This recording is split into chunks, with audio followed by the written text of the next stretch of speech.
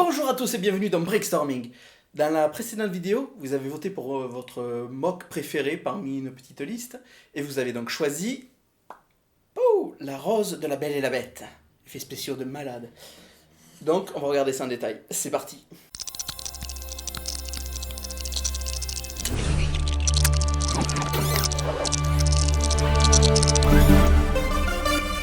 La rose qui lui avait été offerte était une rose enchantée qui ne se flétrirait qu'au jour de son 21e anniversaire.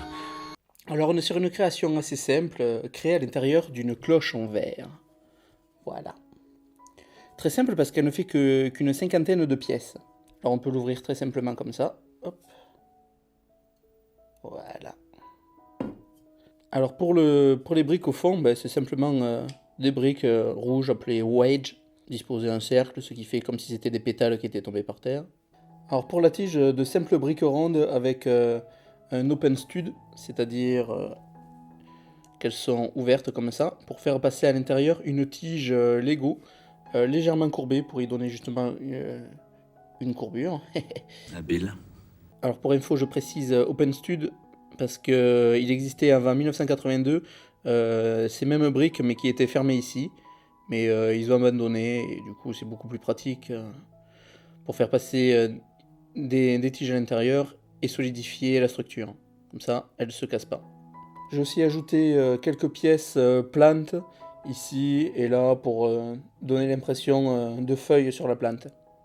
Pour l'effet de lévitation, j'ai utilisé les mêmes briques en transparent ici. Il faut penser que arrêter la tige juste avant. D'ailleurs, on peut un petit peu la voir ici. Sinon, ça aurait fait pas joli et on aurait vu la supercherie. Alors pour la fleur en elle-même, c'est basé sur deux choses. Déjà, les experts auront remarqué que cette brique, c'est du méga bloc. On va arrêter avec ce mème. C'est d'ailleurs à partir de ces briques que j'ai trouvé que je me suis décidé d'entamer cette création. Ensuite, pour la seconde base, c'est une plaque octogonale. C'est facile, je l'ouvre là, hop. Voilà. Et bon, j'aurais aimé trouver cette brique en rouge, mais je l'avais qu'en noir ou en gris. Mais si je la trouve en rouge un jour, je la mettrai. Mais voilà, en rouge, ça serait plus réussi. Donc, comme je l'ai ouvert là, vous avez vu le centre, qui est toujours une prolongation de la tige centrale, qu'on peut voir ici d'ailleurs.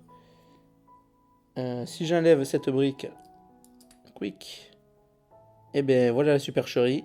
C'est tenu avec une brique 4 tenons par côté.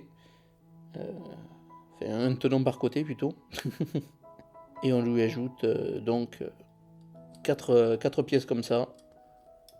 Et voilà, vous pouvez très facilement le faire chez vous si vous avez les briques adéquates. Alors j'en ai profité pour cacher des vieilles briques un peu abîmées à l'intérieur. Et après, il suffit de tout rabattre.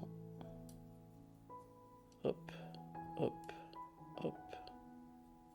Et hop. Voilà. Le plus difficile étant de la faire tenir à l'intérieur de la cloche.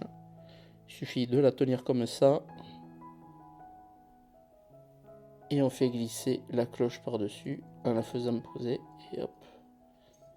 En la faisant poser, c'est pas très français. Et voilà. Voilà, c'est tout pour ce mock rapide. Allez, on se retrouve dans une prochaine vidéo. Tchou plus plus et bonne construction.